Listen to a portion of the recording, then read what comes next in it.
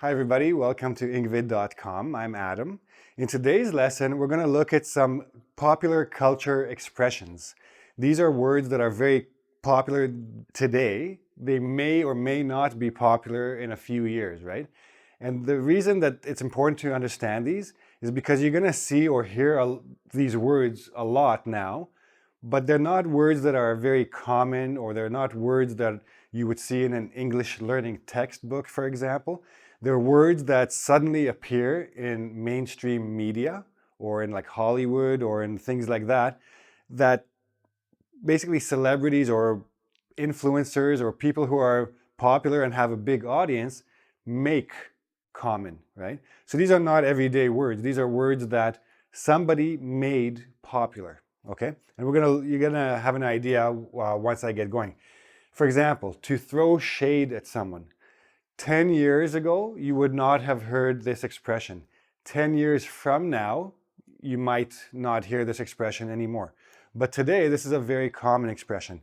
To throw shade means to insult someone publicly. But the key is that it's not a very obvious insult.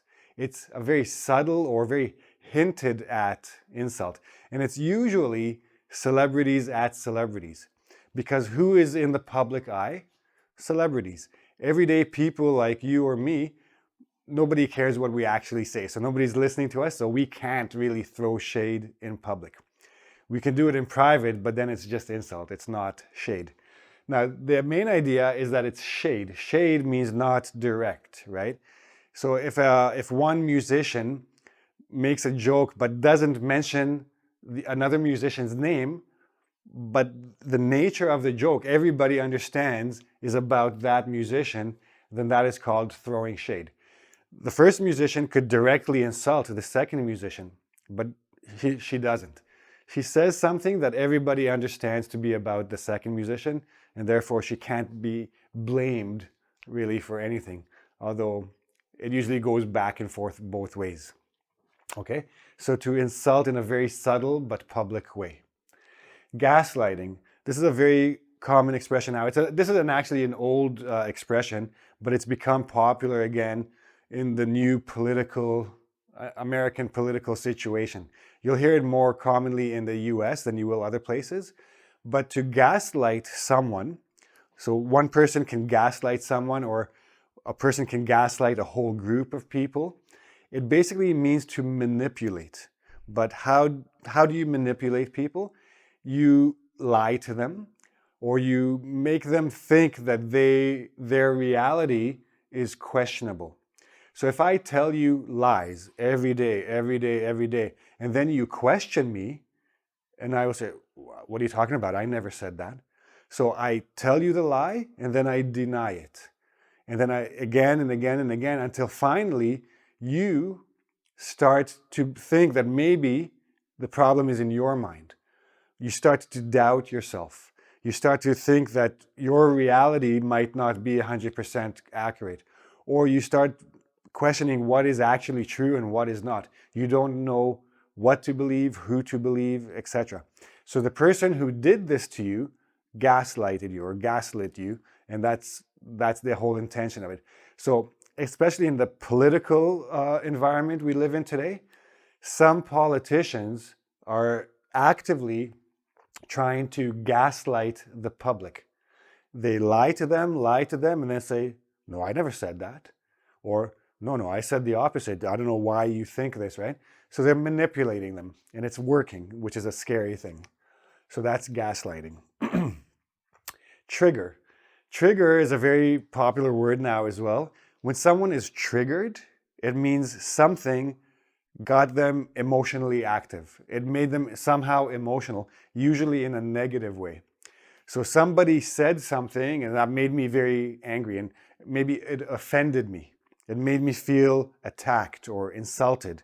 And then I get very angry and I want to take some action. This is also very common in the political landscape these days, especially in the US.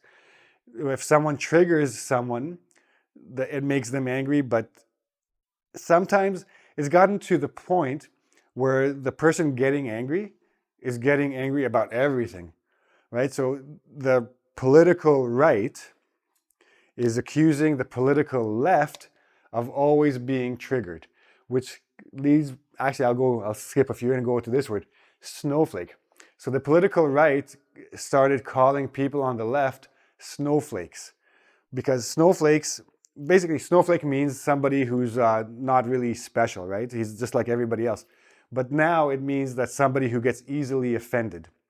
So a lot of people accuse the liberals in the US of being snowflakes. It's very easy to make them upset. It's very easy to offend them. They're always trying to be politically correct, trying to make everybody happy, which is a little bit impossible. So it's gotten to the point where people on the right, like Republicans, are actively and happily trying to trigger the snowflakes on the left. And the problem is that the liberals, the Democrats, are starting to look a little bit weak because everybody thinks they are snowflakes. So I'll give you a common example these days. It's becoming increasingly popular for people to say what pronoun they want to be called by.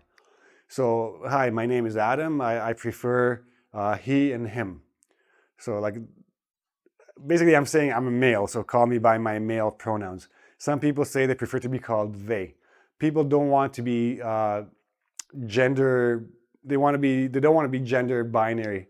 They want to be neutral. So anyways, this is one of the things that people are talking about. If somebody says here, I want to be called he or she, and you call me they, I will be triggered. I will be angry and I will complain and I will be upset about it. And then you will call me a snowflake because I'm getting upset about nothing really serious. So snowflake and trigger kind of go together. Now, a snub. A snub is basically ignoring something or someone a little bit with the intent of making them feel bad. So if you think about the Oscars, the movies, or any award show, somebody is getting a lot of praise for their acting or directing or production, and everybody thinks, oh yeah, this actor is going to win an Academy Award. And then the Oscar committee announces the nominations, who is considered to be the best actor, and they snub this actor. It means they don't include him in the nominations. That means they ignore him. They think his performance was not very good. So a snub can be considered an insult, but mostly it means you're not included or not considered for something, and people take offense to that as well. I'm sure if you follow Instagram or social media, you've probably seen bae a lot. A lot of people think that bae is short for baby. Actually, it's an acronym, before anyone else. So basically, you're a special person. You will do something for this person before anyone else. So it could be baby, your baby, but it's basically your boyfriend or girlfriend, or your lover. It depends on the situation. Before anyone else is the actual expression. Ghost. This is actually a verb, to ghost. So to ghost means, for example, in a party, if you're at a party and you leave without saying goodbye to anybody, like nobody knows that you left, suddenly they realize you're not there, that means you ghosted. You left quietly without telling anybody. Or on a conversation, on a telephone conversation, someone calls you and your friend picks up and you say hello, and somebody says, yeah, can I talk to Bill? And Bill is standing right here and he goes, no, I'm not here. Means I'm not here, right? So they say, oh, I'm sorry, Bill's not here. Can he call you back? So that Bill is ghosting the person on the phone. That's another use of it. And if you have a relationship with someone, you're talking or texting, whatever, and then suddenly one person just stops communication, never writes back, never calls, just stops any communication. So that also is called ghosting. That's a common expression these days. Another thing to keep in mind about most of these expressions, like for example, bae and ghost and things like that, young people use it more than the older generations. Trigger, snowflake, and gaslighting, these are just more of a political words and expressions, so everybody's using them. But a lot of the pop culture words originate or come with from young people. Now, and an example here is the word woke. This is actually an old word, but it has a resurgence. Basically, it's a word that's become popular and then sort of disappears. Nobody uses it. And then it comes back to being popular and maybe disappears again. So this is basically like now the third time that it's become popular. Woke means aware, socially aware of discrimination or injustice, especially when it comes to like racial discrimination. If you think you're being discriminated against, or if you notice that there's a lot of discrimination against people of color, Black people, Latinos, etc., then you are woke. And generally, if you're going to be woke, you're probably also going to be triggered, right? I'm actually going to say triggered when we're talking about a person, describing a person. To trigger means to make someone triggered. And if someone is woke, they can be easily upset, they can be easily triggered by seeing how, let's say, police treat a certain segment of the population, or how the government treats them, or how anybody, like any one area of the population treats another area of the population. Especially as the world is becoming, there's a lot more white supremacy and populism and all these things. People are becoming more woke, okay? On a more light tone, we have GOAT. GOAT is also an acronym. It's not the animal. It means greatest of all time. Greatest of all time. So the conversation started, I think it became more and more popular when there was a question: who is the GOAT, LeBron James or Michael Jordan? Who is the greatest basketball player of all time? And after this started, then, okay, who's the GOAT in hockey? Who's the GOAT in soccer? Who's the GOAT in football? And then it started to go outside of sports altogether. Who's the GOAT president? Who's the GOAT businessman? All these things. So who's the best? The best of the best. The greatest of all time. And it's used quite a lot these days. Goals. Goals basically means goals. It's exactly what it says, but it's very commonly used when people talk about what they want to achieve. And you'll see this a lot on social media, right? Somebody puts a picture of a happy couple and they're doing something fun, and in the comments you'll see, oh, couple goals, or they have very nice body goals, or vacation goals, or whatever goals. So whenever people see something that they think is really good and they want for themselves, instead of actually working towards it, they'll just say, oh, body goals, couple goals. I want to be like them.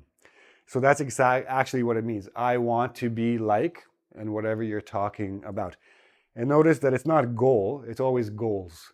Body goals, vacation goals, couple goals. Very common word these days, especially on social media. To binge. To binge means to do a lot of something in a very short time. So for example, if you like the Friends, the TV show Friends, for example, and you don't have much time, but you want to see all of the shows, one day you will start and you will watch one after the other. And after a day or two, you've seen the entire series. You binged on the show. It's also commonly used for when we talk about drinking alcohol, and especially young people at university, and they have parties and they binge drink. So we can also use it as an adjective. Binge drinking means drinking a lot, a huge quantity in a short time, which is very dangerous when it comes to alcohol. You can get very sick. You can even die from alcohol poisoning. But doing anything in a huge quantity in a short time is called binging. And meme should be more or less popular, common to a lot of people, but just in case, a meme is a very popular picture or expression or movie scene or piece of music that becomes so popular that people take it and manipulate it into other situations. So if you have a movie scene and it's really funny or really strange, people will take that scene and they will Photoshop it, or they will add text, change the text to fit it to other situations. And you'll see this a lot in like Twitter or Instagram. People take a situation and everybody makes a different version of it to make fun of it. And because it's so popular, everyone recognizes the picture or the text or whatever it is. So that's called a meme. And it's usually pictures of people in different situations, but it doesn't have to be that, okay? Now, the main thing to remember here is that these words may go out of fashion. People may stop using them, but for now, for the foreseeable future, it's good for you to understand what they mean and how they're used. But anyway, if you're not sure about the explanations I gave, please go to engVid.com. In the comment section, you can ask me all the questions you have.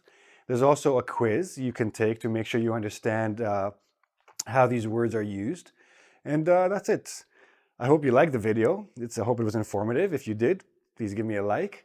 Don't forget to subscribe to my channel and ring the bell for notifications of future videos. And come back soon. I'll have some more interesting lessons for you soon. Until then, see you. Bye-bye.